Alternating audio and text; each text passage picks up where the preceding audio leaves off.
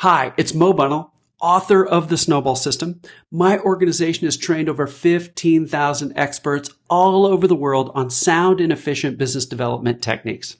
We teach people how to deepen client relationships, how to grow their book of business, and how to do all that in a way that their clients love because they've always got their clients back, always having their best interest in mind.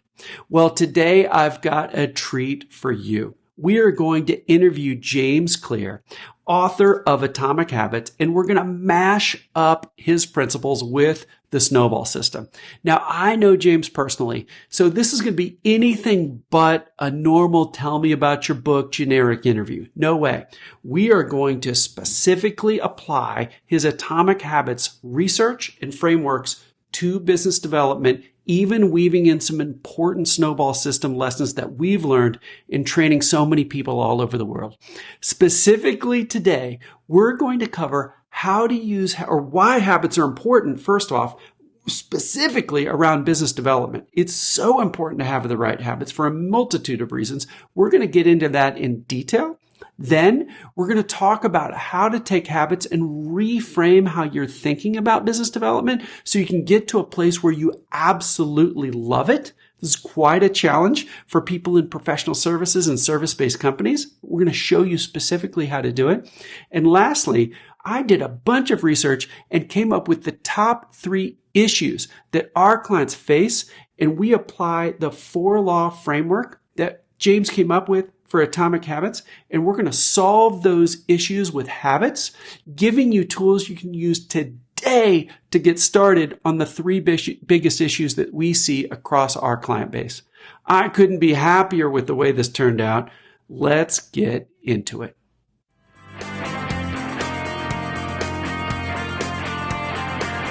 Well, James, let's get into the content.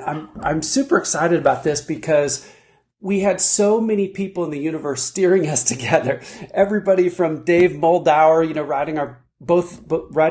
helping write our book proposals. We have the same literary agent, Lisa Demona, who I absolutely love to no end. I know you do too. But then it's all these other common friends, like I think of Sean Blanc and Brennan and Josh and Barrett and all these people that were at least screaming at me, you got to pay attention to this James Clear guy. So what's really neat for me today is not only am I obviously a huge fan of Atomic Habits and have promoted it to no end, but I'm a huge fan of you. And to be able to apply Atomic Habits, mash it up with Snowball System, and add value to our audience in a really unique way, I'm just really excited about. So thanks for joining. Oh, yeah, of course. Thank you so much for the opportunity. And honestly, I just feel lucky to be friends with all of the people that you mentioned and fortunate to be here now. So thanks for thinking of me. Yeah. When the university yells at you and says, pay attention to somebody, you need to do it when it happens like a dozen times. So I want our audience to get to know you in a really compelling way. Sort of like I've gotten to know you just on a few phone calls. But when I read Atomic Habits, I had never heard you tell the story of the high school baseball bat incident. And when I read it, I could totally get why you needed to keep it to like 3 pages in the book. But I wanted so much more. I wanted 3 chapters just on that. So like a great movie, can you drop us into your life at the moment when you realized something had gone horribly wrong and you were in a fight for your life? Well, I played a variety of sports growing up, baseball being one of them. And my sophomore year of high school, we were out back behind the high school on a field, and a classmate of mine took a swing, and the bat slipped out of his hands and struck me right between the eyes. And, it was an accident, but a very serious injury. Broke my nose, broke the bone behind my nose, which is your ethmoid bones, like fairly deep inside your skull. Shattered both eye sockets. I looked down, I had blood on my clothes. Classmate literally took the shirt off his back to give it to me to plug up the blood coming from my nose. We made our way back down to the nurse's office at school, and I was sort of unaware of how seriously I had been injured. I was answering questions for about 10 or 15 minutes, but not like really very well and sort of in a delayed fashion. And then I lost consciousness. I was taken out of the hospital taken out of the high school on a stretcher, ambulance to the local hospital. got there and I started to struggle with basic functions like swallowing and breathing. Lost the ability to breathe on my own, had to intubate me and pumping breaths into me by hand. I had my first seizure of the day. I'd end up having 3 more.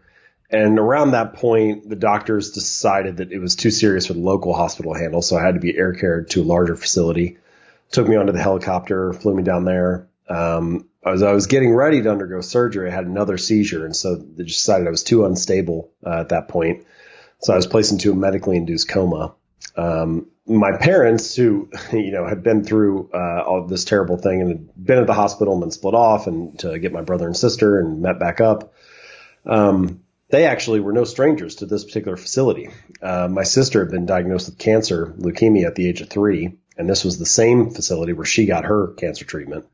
So now they're back 10 years later, and priest came up to them as I'm being placed into the coma, and it was the same priest that they had met with a decade prior. So thankfully, the next morning, my vital signs had stabilized. I was released from the coma. The process of healing sort of begins. I got surgery a week later. My nose had actually set in the broken position by that point, so they had to re-break it to fix it, which was actually the most painful part of the whole process. That day, in addition to being unconscious for a large portion of it, I was also in so much shock that I didn't really feel much of anything. But the next week after that, I started physical therapy. My first physical therapy session, I was practicing basic motor patterns like walking in a straight line. I had double vision for weeks. I couldn't drive a car for 9 months. All I really wanted to do was get back on the baseball field, get back and be like this normal, healthy person. But my return to baseball wasn't smooth either. Even after I recovered a year later, I was cut from the team. I was the only junior to be cut from the high school team that year. I played 1 season of varsity baseball in high school, barely got to play. I did weasel my way onto a college team. And then, my freshman season came off the bench, sophomore season, it was a starter, junior year as team captain. And then senior season, I ended up being an academic All-American, which is about 30 players around the country or so. And I bring that story up. I use it as an introduction to Atomic Habits, partially because, that was the first time in my life that I was forced to start small. People are building habits all the time. We're building them from the time that we're born. But that particular period, I had to scale down and focus just on what I could manage. And they were small things like going to bed at the same hour each night, or studying for class for an hour each day, or physical therapy, and then eventually going into the gym and training a little bit more. It was kind of the first period in my life when I started to exercise. And none of those habits sound very significant on their own, but they gave me a sense of control over my life, a sense that I felt like I had lost. And so, sort of the punchline to all this is that I don't think there's anything necessarily legendary or heroic about my story. We all face challenges in life, and this was one of mine. But it helped me learn through the practice of building better habits that you don't have control over the random events or the misfortunes that come your way, but you do have control over how you respond. And largely that is the control you have over your habits, the habits that you build, the way you choose to respond day in and day out. And if you do that, similar to me having a relatively successful athletic career afterward, you can rebound from those challenges. You can come back and kind of make the most of the potential that you have. So I sort of came into habits first through the practice of it, through that experience. And then only later did I develop a language for it and start reading about the science and the research and do the work that, I've been doing for the last 8 years or so that ultimately led to Atomic Habits. So it was sort of like practice first, science second. No, I love that. And I'll tell you, I hadn't thought of it before actually talking about it, but getting whacked in the head with a baseball bat there is an analogy here towards so many of our clients. They start with one foot in expertise. They're a lawyer, they're a consultant, they're an accountant, they're working at a big healthcare company. They're learning the system that makes them great at some kind of expertise. They get great at delivery. And then one day, let's say a lawyer, just for one of those examples, you make a partner. Well, in that one day where before you were rewarded on billable time and client satisfaction and how well you know your stuff, And then the day you're made partner, all that's just table stakes. And now you're rewarded for client development. Are you bringing in new projects, new matters, new work? Are you expanding outside of the base that's been given to you? And I bet a lot of professionals feel like they're whacked in the head when they wake up that day. They worked really hard for a thing, and now the rules change. And maybe a bit of a stretch, but you see where I'm going. So that leads us right into this idea of systems versus goals. So let's say I'm that first year partner at a consulting firm. Well, I'm given a goal. I'm given a new revenue goal. I'm giving how many new projects we want for your goal. But that, in a way, can be defeating because you're sitting there thinking, I don't know how to do that. So before people go through our programs a lot, they're like, I can't do this, or I would have trouble doing this. And you talk in the book a ton about the idea of goals versus systems. So go a bit deeper into that and let's apply it to business development, sort of in the way you did to recover. People are changing their habits all the time, like you said. How would somebody go about developing a goal versus a system? Yeah, it's a great question. So this is one of the core ideas of Atomic Habits. And before I criticize goals a little bit, I should say they're useful as well. Like goals are helpful for setting a sense of direction, kind of defining like what direction we're going to row the boat in. They're also useful as a filtering mechanism. If you know what your goals are and somebody comes to you with an opportunity or they say, hey, can you join me on this project or whatever, you can run it through that filter and be like, does that help me achieve the goal or not? And if not, then it's easier to say no. So goals are useful. However, they come with quite a few drawbacks, particularly if you are overfit the goal or overfocus on the goal rather than the system or the process. And to put a little finer point on this, the way that I would explain it is your goal, that's your desired outcome, but your system is the collection of daily habits that you follow. And if there's ever a gap between your system and your goal, if there's ever a gap between your desired outcome and your daily habits will always win. Almost by definition, your current habits are perfectly designed to deliver your current results. Like whatever results you have right now, it's a natural byproduct of the system, the collection of daily habits you've been running for the last 3 months or 6 months or year or 2 years.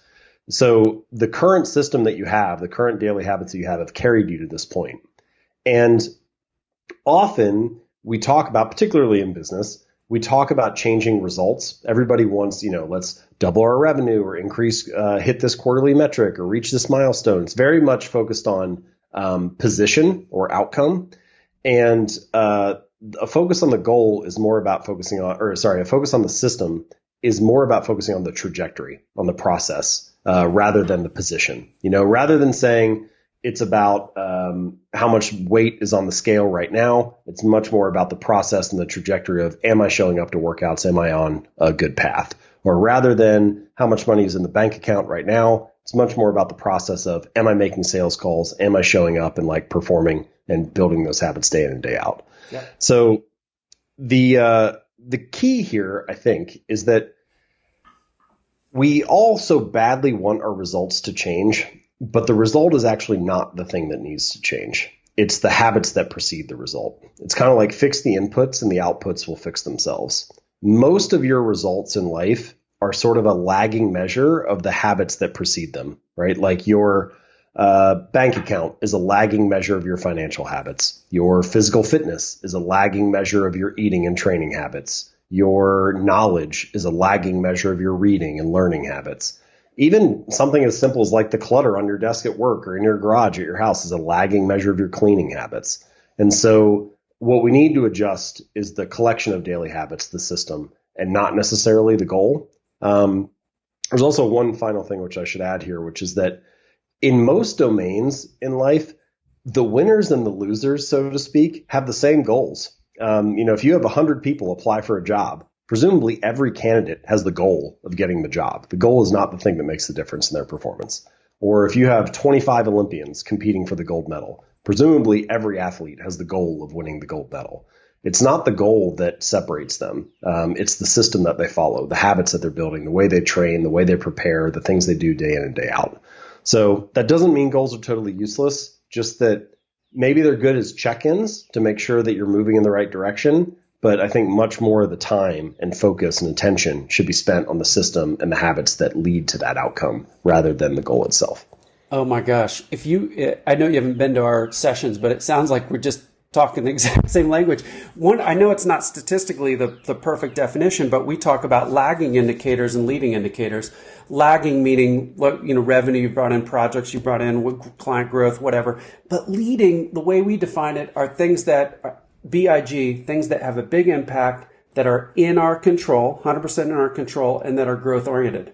And I think that's analogous to the systems idea. Would you say, like, if somebody's going to grow a client account, having a way of adding value to that prospect or offering their expertise on their dime in short segments to create demand, things like that would be things like you're talking about, like systems. Go a little bit deeper in systems, like how it would apply to business development. So I would say that, just only knowing it from you explaining it right now, that kind of BIG framework, to me, that you can run everybody's running systems, whether they know it or not, right? Whether you choose or not, you got some process that you're following. Now, maybe it's not well thought out. Maybe you haven't, it's not well structured. So you can run effective systems and you can run ineffective ones. And that framework that you're mentioning, to me, it sounds like a way of strategically thinking about this. How do we design a good system? How do we design an effective system? So one question you could have, you could read Atomic Habits and say, how do I build a better habit? Well, that's good. The book can explain that.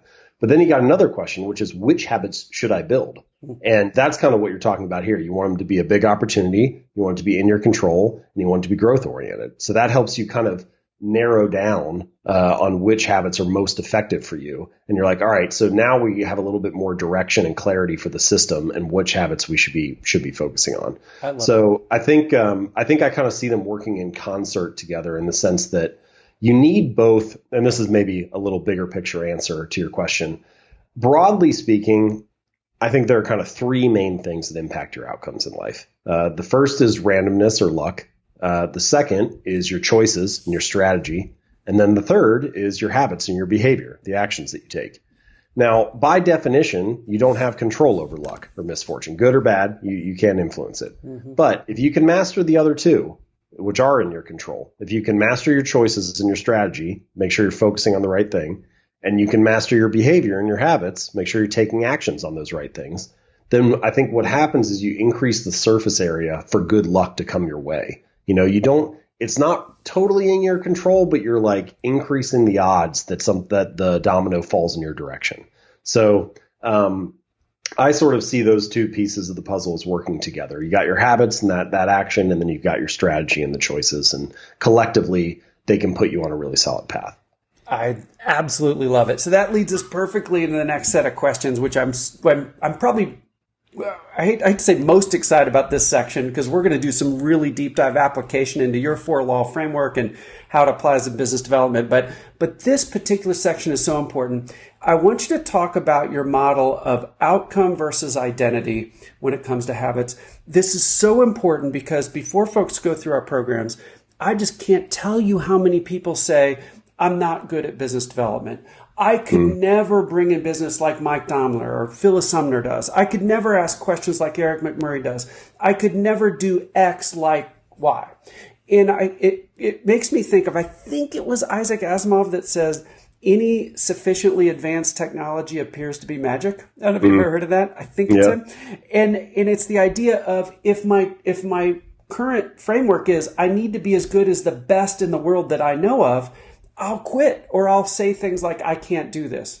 And you've got, when I read this in the book, we hadn't talked about this before, I was struck by how powerful it was. So talk about outcome versus identity, and we're going to tie it directly to learning business development. So usually when people start the process of changing a habit or changing their behavior, they start by saying something sort of like, well, what outcomes do I want? Like, oh, I want to lose weight. Okay, that's the outcome that I want. So I'm going to change my habits to do that. So usually it's like you pick some outcome. All right, I want to lose 40 pounds. So now I'm going to come up with a process or a plan. I need to go to the gym 4 days a week and change my diet or whatever. And typically it stops there. The kind of implicit assumption, although people don't usually say it, is if I follow this workout plan and I lose 40 pounds, if I do this thing and I get this outcome, then I'll be the person I want to be. We sort of think that the identity will come as a side effect of that. Oh, if I make this many sales calls and I hit that revenue number, then I'll be the salesperson I want to be, or the executive I want to be, or whatever. My argument is to invert it And instead of starting with the outcome, let's start with the identity. So to use the workout example, we could say, well, who is the type of person that could lose 40 pounds? Maybe it's the type of person who doesn't miss workouts. And so now actually your focus shifts from the number on the scale needs to change to I need to build the identity of someone who doesn't miss workouts. I need to master the art of showing up. And the focus on being that kind of person, I think that it lends a little light, hints at what I think is the real reason that habits matter. We usually talk about habits as mattering because they provide external results. Oh, they'll help you be more productive or double your income or lose weight or reduce stress. And it's true. Habits can do all those things. It's great that they can provide those outcomes. But I think the real reason that habits matter is they can reshape your sense of self. And what I mean by that is your habits are how you embody a particular identity. So any morning that you make your bed, you embody the identity of someone who is clean and organized. If you, study biology for 20 minutes on Tuesday night, you embody the identity of someone who is studious. If you do one push-up, you embody the identity of someone who is an athlete. And the way that I like to summarize this is to say that every action you take is like a vote for the type of person you want to become. And so the more that you cast those votes, the more you build up evidence of that identity. So no, doing one push-up does not transform your body, but it does cast a vote for I'm the type of person who doesn't miss workouts. And no, writing one sentence does not finish the novel, but it does cast a vote for I'm a writer. And the same thing could be said in many business contexts. No, making one sales call does not radically transform your book of business, but it does cast a vote for I'm a salesperson or I'm the type of person who does this every day. And that, I think, in the long run really means a lot because it reinforces that desired identity. Ultimately, like the real goal is not to run a half marathon. It's to become a runner. The goal is not to read 30 books. It's to become a reader. And so once you adopt that identity, once you take pride in being that kind of person, it becomes much easier to stick to the habit because you're not really convincing yourself to do it. You're just like, somebody who, if you sign up for a half marathon, you might run because you have the race. But somebody who identifies as a runner, they'll train whether they have a race or not because they're like, this is just part of who I am. It's what I do. And that's ultimately, so in that sense, true behavior change is really identity change. And I think to bring it full circle, it comes back to building small habits because you are casting votes for that new identity. You're reinforcing being that kind of person. So I think that you don't usually talk about habits in that way. You don't usually hear people discuss them in that way. But ultimately, I think that's why they matter, is that they can give you this new narrative for talking about yourself. And if you can do that, if you can cast enough votes and build up evidence, then you have every reason in the world to believe it. And that's a little bit different than what you typically hear, which is like fake it till you make it. Like fake it till you make it is, I don't necessarily have anything wrong with it. It's asking you to believe something positive about yourself, but it's asking you to believe something positive without having evidence for it. And we have a word for beliefs that don't have evidence. We call it delusion, right? Like at some point, your brain doesn't like this mismatch between what you're saying and what you're doing. And so my argument is to let the behavior lead the way. Start with meditating for 1 minute or making one sales call or writing one sentence and let that be evidence that you are a meditator or you are a salesperson or you are a writer. And eventually you'll actually come to believe it because you cannot deny that in that moment you were that person.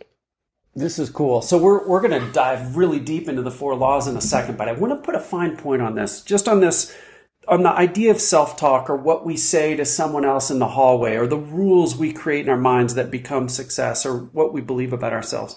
So let's say I'm somebody that's just starting out in business development. I've got somebody in my mind, I mentioned Mike or Phyllis or Erica. There's somebody in my mind at my organization that I view as the pinnacle of bringing in business and client relationship and being helpful, having a broad network, that kind of thing. And it's easy for folks starting out to say, I could never be that. That's the negative version. What would they say to themselves? What would they say to their accountability partner, their peer, their coach? What could they say that would talk more about this identity idea?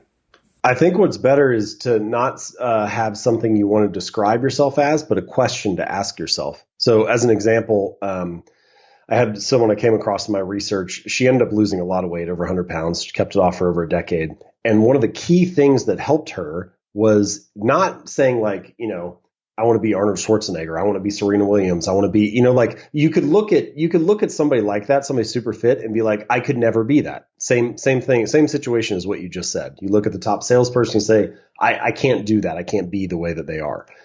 But if instead, rather than describing the outcome that seems so distant to you now, you reframe it into a question. So what she said was, what would a healthy person do? And then she's able to carry that question in different context over and over again, right? It's like, okay, I'm deciding what to order for lunch. I'm looking at the menu. What would a healthy person order? I have another meeting. It's 8 blocks away. Should I walk or would I take a cab? What would a healthy person do? And the reason I like questions a little bit more than like advice is that advice is kind of brittle, actually, in the sense that it's context dependent. Even if you talk to somebody who did exactly what you want to do, you want to build $1 million business. They just built $1 million business 2 years ago.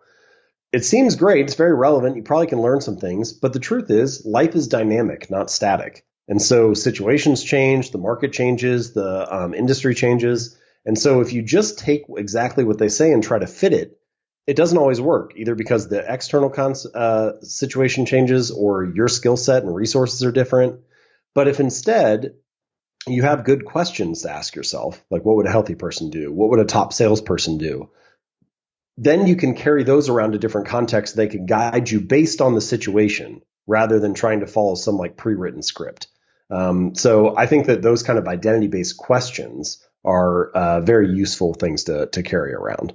Man, I love it. I did not expect us to, that's a different method than I would have expected, and it's so much better. So when somebody sits at their desk at the first time in the morning, they can say, what would a great rainmaker do right now? When they're having trouble following up with somebody or they're not getting a response, what would a great rainmaker do? When they're going to a conference and they're preparing, what would a great rainmaker do? And then that keeps us from not doing something at the beginning of the morning. It helps us follow up when we need to, even when it's scary, when we haven't gotten our ego fed by an immediate response. It helps us not just go to the conference and stand in the corner on our phone, but actually prepare and engage. So I absolutely love it. Okay, let's go into the 4 laws. Give it to me. Give me the sort of the generic version, and then we're going to cover 3 specific scenarios that apply the 4 laws to bringing in business and having really vibrant, wonderful client relationships. Go. So in Atomic Habits, I describe what I call the 4 laws of behavior change. And roughly speaking, you have about 4 things that you want to happen if you want a good habit to stick for the long run. You don't always need all 4, but the more of these that you have working for you, the better the odds are that the behavior is going to actually happen and be maintained. So the first thing that you want is you want your good habits to be obvious. So the first law is to make it obvious. You want your habits to be obvious, available, visible, easy to see. The easier it is to get your attention, the more likely you are to act on it. Second thing is you want your good habits to be attractive. So the second law is to make it attractive. The more attractive or appealing a habit is, the more motivated you'll feel to do it. The third is you want to make it easy. So the easier, more convenient, frictionless, simple a habit is, the more likely it is to be acted upon. And then the fourth and final thing is you want to make it satisfying. You want your good habits to be pleasurable, enjoyable, joyful. They need to be associated with some kind of positive emotion so that you have a good reason to return to it in the future. So those 4 laws, make it obvious, make it attractive, make it easy, make it satisfying. They kind of give you a high level view for how to build a good habit. I'll just flag this real quick. We may come back to it or not, but just to give you the opposite side. If you want to break a bad habit, you just want to invert those 4. So rather than making your bad habits obvious, you want to make them invisible. Rather than making it attractive, make it unattractive. Rather than making it easy, make it difficult. Add steps, increase friction. And then rather than making it satisfying, make it unsatisfying. Add a consequence. Have there be an immediate cost to the behavior. So that's kind of the big picture framework. And then there are many different ways to apply those ideas, which, of course, the book goes into in more detail and we'll talk about in a minute here. But that's kind of the rough idea of what you're trying to achieve.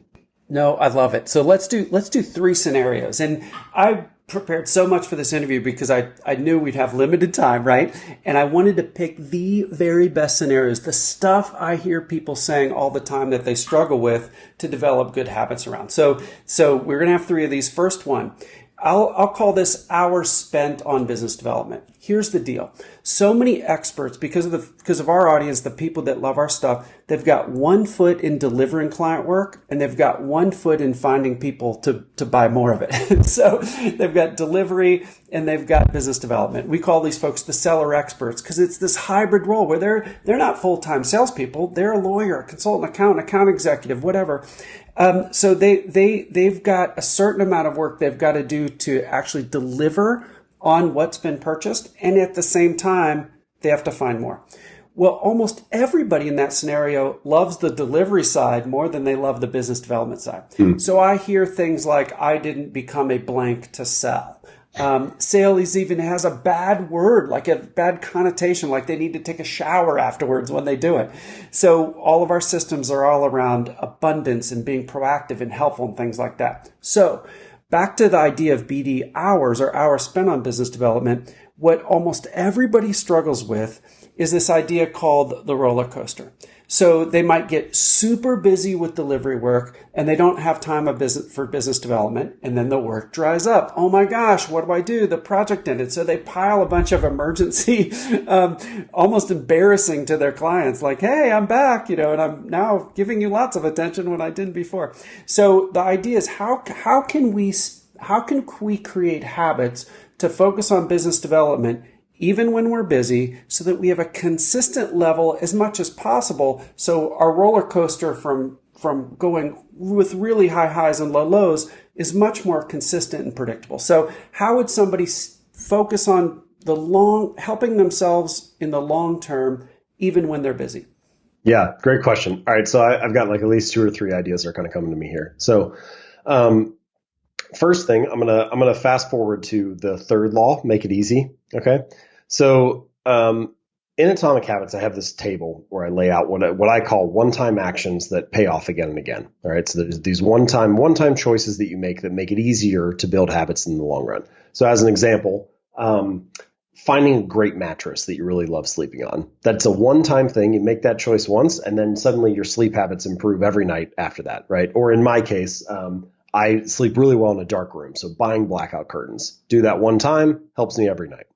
Right. So is there something like that related to the business development process? So you were mentioning earlier, I'm kind of thinking of that BIG framework where it's like, what's the big opportunity, right? What's the thing that you could do that would immediately make an impact?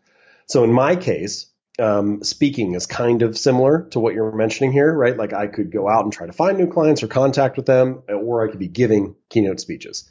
So I spent 2 days putting together a compelling speaking page. Get together a video reel, put together testimonials, all that type of stuff. And that was a one-time cost that I paid then. And then it pays off again and again because now we're getting requests through it each day, right? So you can do that all the way through the behavioral chain. Now that particular one that I'm explaining is for like the conversion of somebody, but maybe there are one-time actions you could take for driving traffic to the website, or for converting people once they submit a form, or for the process of following up and getting testimonials after you've worked with somebody or whatever. So looking at each stage of that chain of your work with a client and asking, is there a one-time action I can do here that will pay off for me again and again? So some of those upfront costs, I think that's part of like making it easy for the habit to stick in the long run. So I think that's probably the first place to look. Well, I really like that. We've had a lot of clients that say, hey, on Friday afternoons, I'm going to block off an hour from 2 to 3 o'clock, and that's when I'm going to do my planning for next week's BD activities. So that's a recurring invite that lasts forever. You set it up one time. Right. And if you need a half hour to do that, our little pro tip is to schedule an hour, because people are going to try to eat at that time. They're going to try to get it. So schedule double what you need. But that one thing would focus your mind on what's the next week, things like that. Yeah.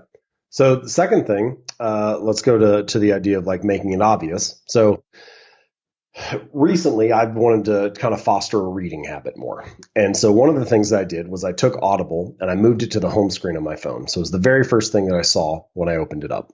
And that's an example of making it obvious, making it very visible and easy to see. Well, a lot of this business development probably happens through a screen in some sense, either on your phone or on your computer or whatever, or it's initiated by something that you got to do on your computer. So I think it's worth asking, what's the first thing that I see when I open up my computer? Is there something I can change there? There are like Chrome extensions that you can use on your browser that will allow you to customize that new tab screen and what comes up. Should that be customized as something related to business development? Every time you open a new tab, you're reminded of what you should be doing. What's the first app that you see when you open up your computer? Is there a little habit you can implement at the end of each day? So my dad works in insurance, and he for a period of his career, he would call on different sawmills and wood manufacturers. And there are quite a few of them that are run by different groups of Amish people. And the Amish are meticulous about cleaning their workspace at the end of each day. They carve out like 30 minutes at the end of the workday to wipe everything down, clean off all the sawdust, whatever, and essentially prime the environment for the next use. And that's a concept that I refer to in the book. It's under this category of like environment design. This idea of how can I prime my environment so that the next time I walk into the office or the next time I open up a browser or whatever it is, it's primed for that business development use. So by making it obvious to do that behavior, you're going to increase the odds that you'll, spend a little additional time on it. So that I think is the kind of the second piece, is finding some way to prime the pump there. And then the third idea that I had, there's a concept in Atomic Habits that is referred to as temptation bundling. And this comes from a researcher named Katie Milkman. She's at Wharton School and University of Pennsylvania. And the way that she discovered it, or the research and some of the work that she's done on it, is that she had a bunch of things she knew that she needed to do. So business development probably falls in that category. In her case, it was she felt like she needed to be running on the treadmill and working out more. And then she had a category of things that she wanted to do. So maybe it's like the thing that, the delivery of the product in this case, like what the service providers actually wants to spend their time on. In her case, she was really infatuated with the Hunger Games at that point and reading that series of books. So she wanted to create this bundle of what she was tempted to do, what she wanted to do with what she needed to do. And so the new rule she created was, I will only read the Hunger Games if I'm on the treadmill at the gym. And so by combining those two, she made it more enjoyable for her to do the thing that she wanted to do. She kind of created this little like pocket of gravity that would like pull her toward that thing. So I've heard about different examples of this in a business context as well. For example, one business development one that I heard from a woman is that she needs to be sending these emails to new potential clients, but she didn't want to do it.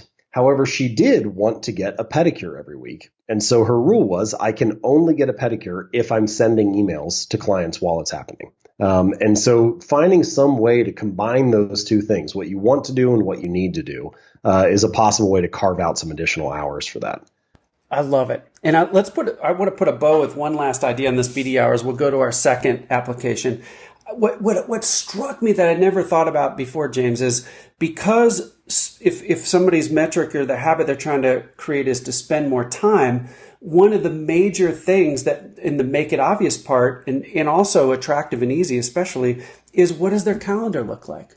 So if they use Outlook, very tactically, what does that Outlook calendar look like? And are there blocks of time on it that are recurring where they're going to dedicate themselves to doing something that day, that week, whatever, around business development? And I'd never thought of the make it obvious thing. The thing that controls most of our clients' time is their Outlook calendar or whatever application they use. So that's something to think about. Okay, let's move on to our second one because I see our time is. I want to get to two more and then wrap up with a little optimism that we talked about. Now let's think of the second application of the 4 laws as relationships. Meaning, a lot of times we'll get folks that they get their ego in their own way. And say they've met somebody at a conference, they know they're important, they had a really good 5 or 10 minute conversation at the conference, and then they send that follow-up note to try to take the one-to-many at the conference relationship to one-to-one and start a dialogue. They don't know the person well, they just had that one conversation, and they don't hear anything back. Crickets. So many people quit at that point, but they're just still earning the right to meet that person, to engage. So what would you do with the 4 laws to make it... Well, I'll kick to you. How can they keep focused with the right habit to keep engaging with folks they don't know well? The idea here is to continue to follow up, that we're trying to build the habit of like not letting that one piece of silence end the relationship. So, I'm sure have many tactics and methods for how to follow up. It's not just continually sending emails into the abyss. Maybe there are other strategies or whatever. But I think so. There are a couple different ideas here. Let me give you 2. So there's a concept that I discussed in Atomic Habits, and there's a ton of research behind it. It's called implementation intentions. All right. And there are like well over 100 studies. And implementation intentions have been used to build all sorts of habits: recycling, quitting smoking, increasing the odds that you go and vote, increasing the odds that you get your flu shot, all kinds of stuff. But one of the studies that I mentioned that I think is a good example here, there was a study done in Britain about getting people to show up and exercise. All right. And they had a couple different groups, control group, whatever. But the group that did the best filled out one sentence. And that sentence just said, I will partake in at least 20 minutes of vigorous exercise on this day, at this time, in this place. So that's it. They just clarified specifically the time, location, and date. And by writing down those three things, the odds that the control group worked out, about 30%. Okay. The odds that the group that filled out that sentence, about 9 out of 10, 90% worked out. So they double or tripled their odds of success just by being very clear about when and where that would occur. To show you a different example, if we took like the flu shot one, rather than having people say, oh, I should get my flu shot, the way that someone would say, oh, I should follow up with a client, they had them specifically write down, I will get my flu shot on November 12th at 11 a.m. at this facility. And simply by writing it down, again, way more likely to fall through. And so I think the first thing is you need to know that failure should not be desired, but it should be planned for. And so in this case, you meet somebody, you reach out to them, you send the first email, they don't reply. All right, we need to have a plan for what to do with that. And I think implementation intentions are one way to carve that out a little bit. If I don't get a reply, it's kind of like an if-then scenario. If I don't get a reply to the first email, I will send a follow-up on this day, at this time, in this place. And by specifically carving out when and where that new habit's going to live, you're going to be much more likely to fall through. It ties directly to your point about the calendar as well. You know, it's almost like when you send that first email, you should also have a calendar reminder a week later to follow up if you don't hear anything back. It's kind of like you're tying those two together. Speaking of tying them together, that leads directly to my second point, which is, so there's this concept from a researcher at Stanford. His name's BJ Fogg. And he's got this concept where you stack habits on top of each other. He refers to it as anchoring. I call it habit stacking, whatever. But it's BJ's idea is this good strategy for inserting a new habit into your routine. So the concept is something like this. All right, I already have a bunch of habits. Let's pick one. Let's say when I get to the office each morning, I usually have a habit of filling up my water bottle, and then I sit down at my desk. Okay, that's just part of my normal routine. Then I've got some habits that I want to build. Like in this case, I want to build the habit of following up with somebody. And I don't usually do that, or I don't do it as often as I should. So instead, I'm going to create this new little package of behaviors, this new habit stack. I'm going to say, after I sit down at my desk and start the workday, after I fill up my water bottle and sit down at my desk, I will immediately send one follow-up email. And so you combine those two behaviors. And what's nice about it is it gives you a very clear space for that behavior to live. It's kind of like the implementation intention, a little bit different than it being a time and a place. It's tied to a behavior. So having those strategies, I think, make it more likely that you'll follow through and actually have a space for the new behavior to live in your routine. Really tangibly, we've had a lot of success with our clients when they and I'm putting a bow on this topic. We'll go to the next one. But when they say leave that conference, they meet Sue, the perfect prospect. The folks that just follow up with an email that night or the next morning, they have a more likelihood to fail. It's the folks, and it's generally after they've gone through our programs, where they say, I'm going to send this tomorrow morning. I'm going to send that 3 days later. I'm going to call 4 days after that. And they build almost like a campaign. We call it the first 21 days. Like, what are you going to do over 21 days to follow up? You're not doing something every day, but you map out some way of adding value over a longer period of time. And I never thought of connecting that to the implementation intentions, because there you're picking an exact thing you're going to do on an exact day. And I think what we can even add to our stuff is put a time in your calendar that you can do it and think about where you're going to be, because that really pulls it together. Okay, let's go to our last application before we go to a little optimistic ending. I'm really curious about your thoughts on this one, because we see a couple different junctures where people stall out on their business development journey. So now I'm expanding the time frame to go over somebody's career. There's three major plateaus we see people get to or stall out in between. The first one is just going from being an expert to the seller expert, the level where you sort of learn how to build business development techniques with your expertise in a way that brings in enough business you can sort of pay for yourself. That's sort of level one. That's akin to an equity partner in a law firm. They can get to a point where the firm loves having them, they pay for themselves, but that's about where they're at. Level two is where now you get so great at the business development, typically the expertise too, that you're bringing in enough business you can feed an entire team of people that are level one. That's sort of like senior partner. Well, at the third level, that's where you actually develop these systems at scale to the point where you're mentoring others, you're creating scalable business development systems or whatever. But at that point, you might have hundreds of experts reporting up to you. Well, you can guess it's at those levels where people stall out. If they can even get to level one, it's difficult to get level two, level three. And I believe I want to get your advice here. I believe that's because they don't have the right habits to continually upwardly spiral, let go of certain activities, grab onto the thing they don't know yet, go tackle a new thing they need to learn, and continue to do that over the course of their career. So what would be your advice using the 4 laws on how can somebody always be moving up in value, using that model in their career? Yeah, these are great questions. I think it is less in this situation, this particular example, less about tactically what are you doing to build good habits and more about strategically how are you thinking about what you should be focusing on and where you're directing your attention. So a couple different things here. A question that I find helpful, I consider myself to be fairly ambitious. I think there are a lot of ambitious people in your audience. And one of the hard parts about that is you got a lot of things that you want to do. You have a lot of things you want to accomplish, and there's never enough time for it. And so it's hard for me to say no to stuff and to shut things down. And one question that's helped me is, what season am I in right now? And so continually asking myself that question, life kind of has this series of seasons. And when you're in different seasons, your habits should be different based on where you're at.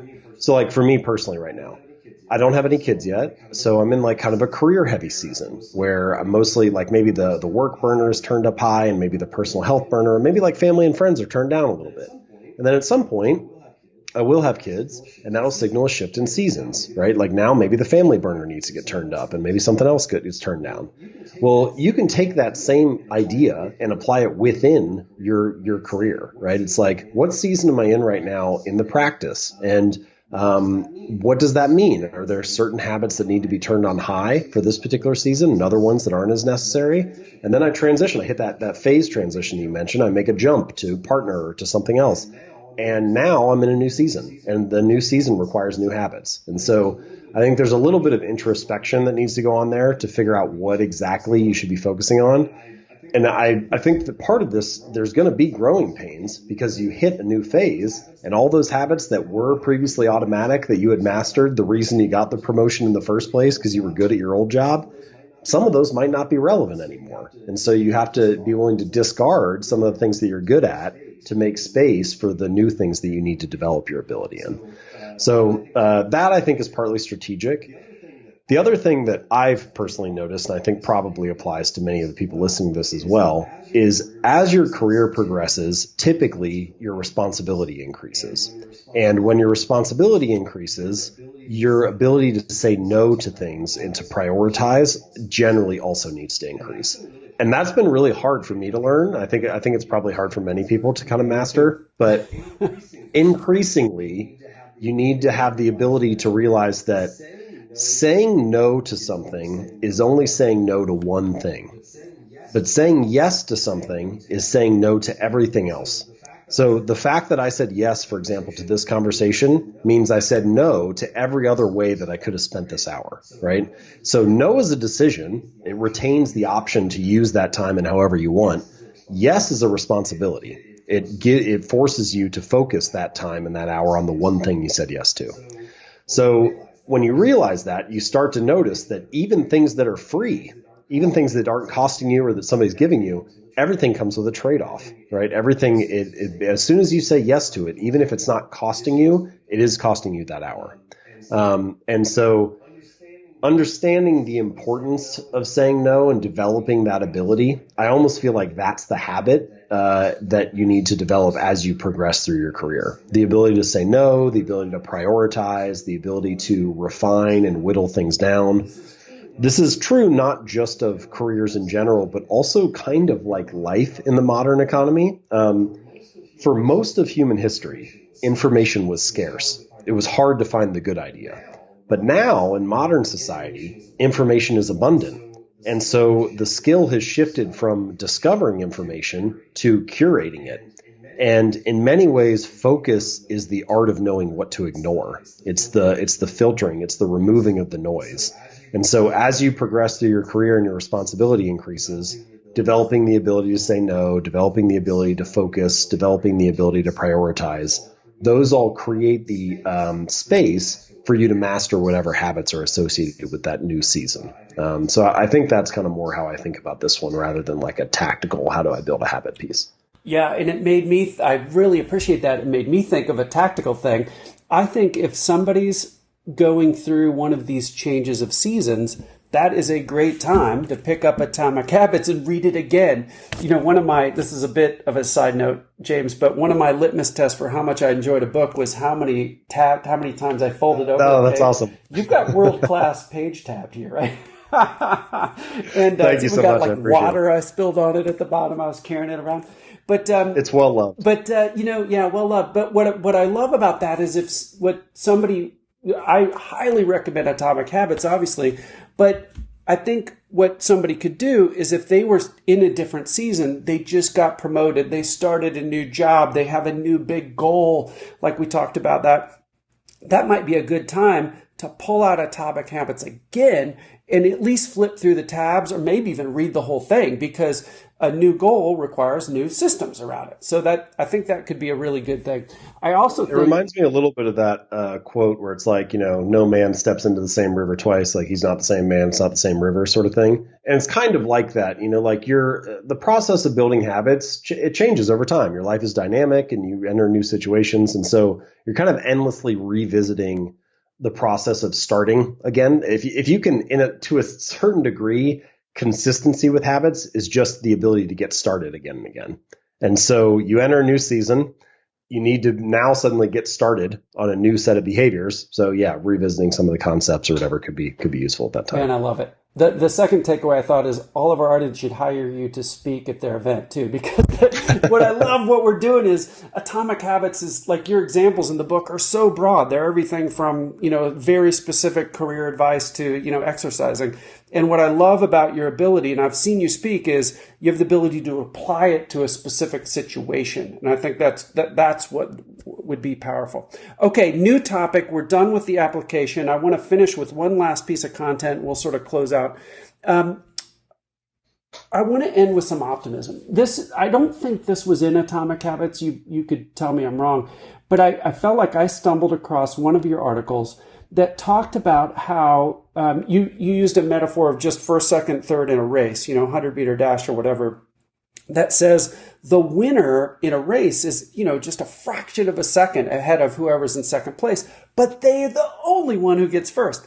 And in our business, when you think about business development, man, you might have an 8-month or multi-year process where you're competing to win, in some cases, hundreds of millions of dollars of work. Well, the winner might only be that much better than the other side, but they get it all. And the thing I want to close with your advice is, I think, which is very positive, I think so many people think of business development, they think, oh gosh, I got to be as good as Mike or Phyllis or Eric, whoever. That's not the goal. You just have to be a tiny fraction better than your competition. And in the world we live in with the seller expert, most people don't do anything to get better at business development. They just sort of stumble along and maybe try something, maybe not, but they don't take business development as seriously and as deeply, think of it as a deep expertise like their core expertise. So comment on the idea of folks don't need to be as good as the best in the world, which is their usual framework. They just need to be as better than the other person who may not be spending much time on this at all. So go for that. Yeah, it's an interesting question. I wrote a article on this that I titled the 1% rule. And the idea is that the people who get the top 1% of results are yeah, often not like radically better than the other people around them. There's that famous story of like two people are being chased by a bear and the one person's like, I'm not fast enough to outrun the bear. And they're like, I don't have to be. I just need to be able to outrun you, you know? And it's that same kind of idea. Now, the reason that this is partially true is that there are in many areas of life, there are kind of these winner take all effects. So, two politicians are running for the same role, and one of them gets 60% of the vote and one of them gets 40%. The winner gets the entire office. They don't split it. One person doesn't go in 6 days out of 10 and the other one goes in 4 days, right? It's either you get the whole thing or you get nothing. Same thing with, you can win by zero point 0.01 seconds, but you get all of the gold medal. And yeah, so those winner take all effects show up in multiple areas of life: sports, politics, business, etc. And what that means is that same thing for like a candidate applying for a job. Like you have 100 people apply. You just need to be the one who wins. You get the whole job. You don't get like just your fraction of it. So, that idea, once you realize that and you start to see that pattern showing up, I think there are a couple different things that you could take away. So there are a few different influences. The first is, let's consider each day. It doesn't work exactly like this, but let's consider each day to be like an individual round. Okay. And if you win that round, you win all the prizes of that day. And then you wake up again the next day and you get another round to do that. Well, so one of the first things you realize is you kind of want to have a lot of shots on goal, because if you get to take a lot of shots, then you get a lot of chances to experience a winner take all effect. And so the more shots that you take, the more chances you have to kind of accumulate all the rewards of that particular day.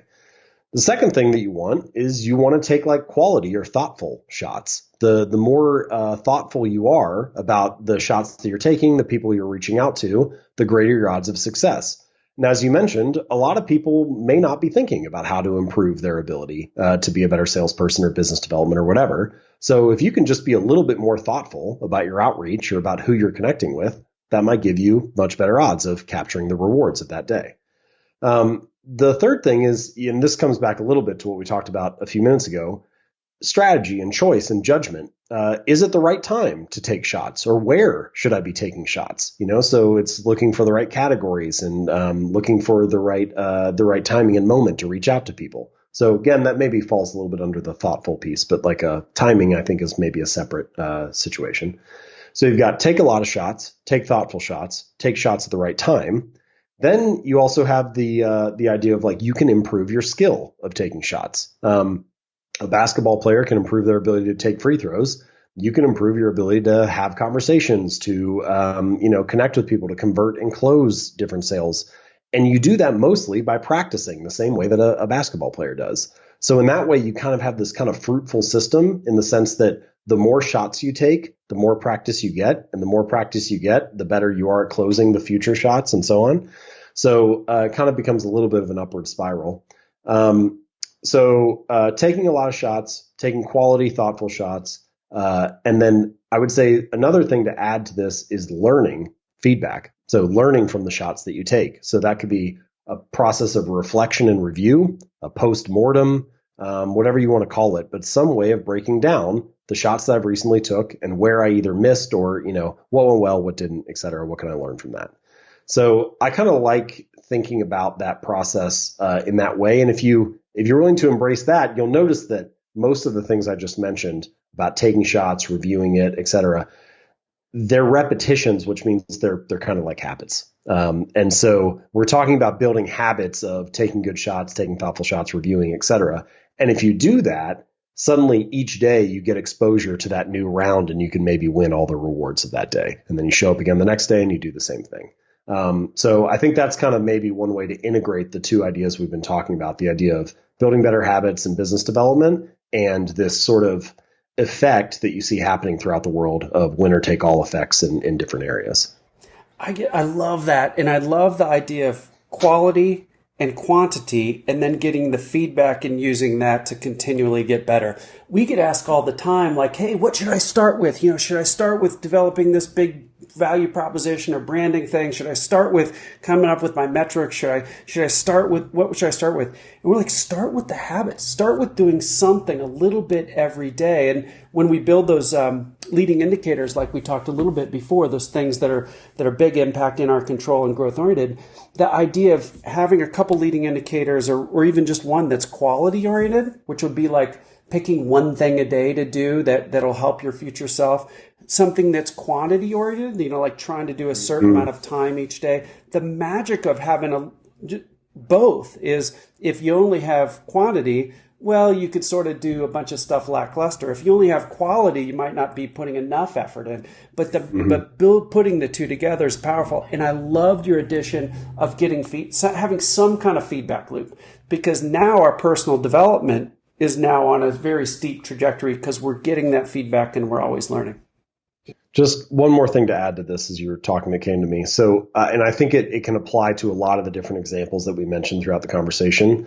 I got a strategy in the book that I call the 2-minute rule. And I think you can apply it to a ton of business development stuff. But the basic idea is you take whatever habit you're trying to build and you scale it down to something that takes 2 minutes or less to do. So read 30 books a year becomes read one page, or take out your do yoga 4 days a week becomes like take out your yoga mat, right? And sometimes I mention that and people resist it a little bit because they're like, okay, I know the real goal isn't just to take my yoga mat out. I know I actually want to do the workout. So this is some kind of like mental trick. Then like, why would I fall for it, basically? But it connects back to what you were just mentioning. And the story I like to tell is this guy, his name's Mitch. He's lost a bunch of weight. He's a reader of mine. And when he first started going to the gym, he had a rule where he wasn't allowed to stay for longer than 5 minutes. So for the first 6 weeks, he'd get in the car, drive to the gym, get out, do half an exercise, get back in the car, drive home. And it sounds ridiculous, right? It sounds silly. You're like, this is not going to get the guy the results that he wants. But to the point that you just mentioned a moment ago, he was mastering the art of showing up, right? He was becoming the type of person that went to the gym 4 days a week, even if it was only for 5 minutes. And this, I think, is a deeper truth about habits. And it answers this question that you just mentioned. People are like, where should I start? What should I do first or whatever? A habit must be established before it can be improved, right? It has to become the standard in your life before you can optimize and scale it up and expand it into something more. And so you think about these business development habits and it's like, okay, we know these are going to benefit us. We know that taking more shots is useful. We know that taking quality thoughts and thoughtful shots is useful. Then how do we get started on that? How do we master the art of showing up? How do we get that habit established so that then we have something that we can improve? And if you don't have it established, if you don't make it the standard in your life, there's like nothing really to optimize. It's just a really good theory. There's no raw material to work with. So I think that I like the 2-minute rule for that reason. When people are wondering where should I begin or what should I do first, it's like, look, just carve out 2 minutes to take the first action on this. And if you can become the type of person that can do that 4 days a week or every Friday or whatever it is, then you got all kinds of options for expanding it and turning it into something more. I absolutely love it. We absolutely love it. Okay. So here's what I want. I want to ask you one last question. I'm going to give a final thought, and we'll give some folks some killer resources they can use to go deeper. You get our clientele, you get our audience. They're folks that have a deep expertise. They have to learn business development, get better at it. It's hard. It's scary. They didn't sign up for it when they went to college, years ago, maybe decades ago. You get very little feedback. That idea of sending the email and you want so desperately to have the prospect email you back and they don't, so it's business development is one of those things where it's incredibly important, but it's also very scary and you get very little feedback, as you're going. So you have to persevere. What is your number one piece of advice for folks trying to do that? One of the most motivating feelings for the human mind is the feeling of progress. If you can visualize your progress, if you can see yourself moving forward, then it becomes much easier to maintain motivation and grit and persistence or whatever. It's kind of like, I have every natural reason to continue doing it because I'm moving toward the thing I want to achieve. So as best as possible to find different tactics or methods to visualize your progress is a great way to do that. So let's take the example you just gave. I send an email, goes into the abyss, I never hear back. Feels like I didn't get any feedback. But you can do one simple strategy is to have like a habit tracker. So let me give you a slightly different example and then circle back. So like my parents, they like to swim, but whenever they get out of the water, their body looks exactly the same as when they got in. They have no feedback. It's like somebody sending an email to a client and not hearing anything back. Was that worth it or not? I don't know. I spent this time on it. It doesn't seem to have benefited me in any way. So my dad, he has this little pocket calendar. He pulls it out. He puts an X on that day. And then, he does it again each time they go to the gym. At the end of the month, he adds up the X's and sees how many times they swam, compares it to the month before. You can do the same thing as a business development person.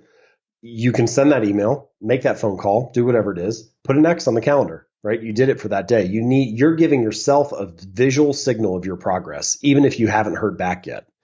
And the importance of that is multifold, which is one, you get to see it immediately in the moment, right? I mentioned earlier that you want habits to have some kind of positive association with them, it's a small thing to put an X on the calendar, but it gives you some positive signal that, hey, I showed up today and I did the thing I was supposed to do.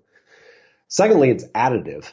Once you start to build up a little bit of a streak, you get 3, 4, 5, 6, 7, 8 days in a row, and you start to feel like, oh, I don't want to break the chain, right? I don't want to break that streak. I want to maintain my progress.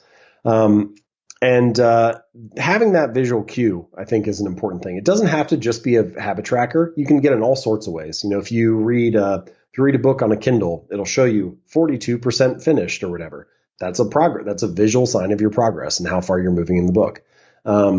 So any way of tracking the behavior, as best as possible, you want that tracking or that measurement tied directly to the frequency of the habit. Like take health and fitness. A lot of people measure their progress by the number on the scale, but the scale might only change once every 2 weeks, and you're supposed to be working out 4 days a week. So you want some measurement that matches the frequency of the habit.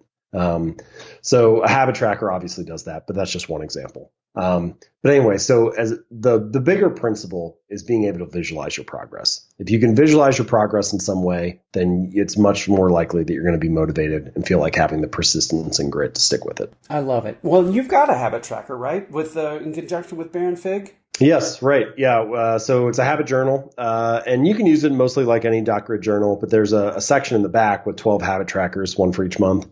Track your habits there. And then we also have a section in the beginning for like journaling 1 line per day. And then a variety of like toolkits that kind of show you how to use the journal or get the most out of it. Oh, I could see our folks just absolutely loving it, because you're right. The idea of the immediate feedback just isn't there for the vast majority of things we need to do to be successful at business development. So creating that progress bar, creating that self-reinforcing mechanism helps people do more of it. And then they're always thinking, man, if I do these habits week in and week out, the results will take care of themselves. So I love it. Well, I think I like to close with sort of my biggest learning, and I've learned a lot. I feel even stronger than ever before that habits are the key to success with business development. That it's so easy for people to say, I could never do what Mike does. I could never do what Phyllis does. And they're creating this outcome-based idea that is so far down the road. It's years away of work. It's almost like saying I could never be in as good a shape as I really could be if I put the right habits in. And after talking with you, breaking everything down, having all these specific applications, I'm convinced more than ever that the right habits lead to the right outcomes, and that if people can sort of hack their habits in the way you've described, they are going to be successful and they're going to see their personal growth happen. It's so important because I'm 100% convinced that in the world we live in, the deep experts that only stay experts and don't add the ability to bring in business, they're being commoditized, they're being pushed to the side, they're giving smaller roles. It's the people that can have a ridiculously deep expertise and pair that with the expertise of business development. They're going to be successful, and you just showed us how to do it. Hey, everybody, I can't thank you enough. If you want to learn more about James' work, I just can't endorse Atomic Habits enough. I mean, look at that. Look at how many pages are tabbed. This is nearly a world record. And the habit journal's great. I think having James speak at a conference, a partner retreat, anything like that would be absolutely amazing. He works with folks to apply what they do. And I think paired with our book, The Snowball System, it's an amazing 1-2 punch. If you want to hear more about our stuff, go to bdhabits.com, B and D for business development, bdhabits.com, and you can download or start a free course on how to have the right habits around business development. James, thank you so much. I had ridiculously high expectations and you exceeded them. I'm not sure how, but I cannot thank you enough for joining. Oh, that's awesome. Yeah, thank you so much for saying that, and I appreciate the opportunity. Great to talk to you. I love it.